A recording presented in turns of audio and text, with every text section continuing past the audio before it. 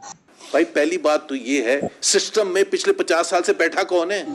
3.5 سال آپ عمران خان کے نکال لے, آپ ہی بیٹھے نا, اور کون بیٹھے؟ 34 ایئرز ڈائریکٹ رول ہے فوج کا, اس کے علاوہ P M L N P V P since 1958.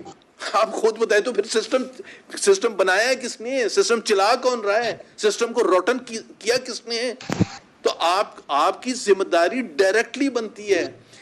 کوئی دنیا کا اور ملک ہوتا اس قسم کی رپورٹ آتی تو وہ سٹیپ ڈاؤن کر جاتا ہے, کیونکہ ہم کہہ رہے ہیں کہ اس میں شفافیت ہونی چاہیے, اس کی تحقیقات ہونی چاہیے. 5,000 آپ ہی کے اپنے ادارے نے, نیب نے بتایا کہ ہم نے 5,300 ارب ریکوریز کی. کس سے کی ہیں بھائی؟ Where is the list? مجھے تو کوئی ٹرسٹ نہیں ہے اس حکومت پر.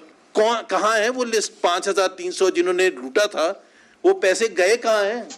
وہ آئے بھی ہیں, ریکوری ہوئی بھی ہے. اگر وہ قومی خزانے میں آئے تھے تو قومی خزانے میں اتنا بڑے رقم جو بھی سمجھتا ہے 12 ٹریلین روپے تو لاسٹ ایئر ٹوٹل سال کی کلیکشن تھی.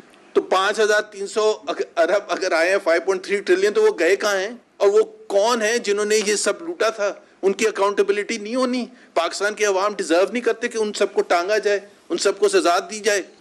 ایک عمران خان کو آپ نے ایک ڈھکوسلے کیس میں گھڑی کے آپ نے 2.5 سال سے اندر بند کر دیا, جس کی کوئی حیثیت نہیں ہے, کوئی بنیاد نہیں, اور آپ نے اس کو 2.5 سال کے, جی کرپشن تو ہم ایکسیپٹ ہی نہیں کریں گے. حالانکہ وہ 5,300 ارب کی کرپشن ہوگی. کون ہے وہ؟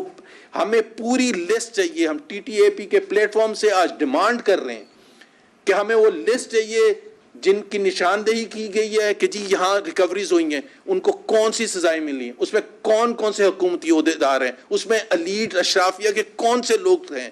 جب آئی ایم ایف یہ کہہ رہا ہے کہ یہ پالیسی بناتے ہیں جس میں اشرافیہ کے کنٹرول میں ہے, اشرافیہ ہی کے لوگ بیٹھے ہوئے حکومتوں میں, تو وہ جو پالیسی بناتے ہیں جن کو فائدے ہوئے ہیں, جن کی وجہ سے اب یہ اتنی بڑی چیز ایک آئی ایم ایف نے کہا ہے کہ اگر یہاں کی پالیسی صاف شفاف ہوں, اگر پالیسی صاف شفاف ہوں تو پاکستان کی گروتھ ریٹ 6.4% تک جا سکتی ہے. کتنی؟ پچھلے 3 سال کا ایوریج 1.62%.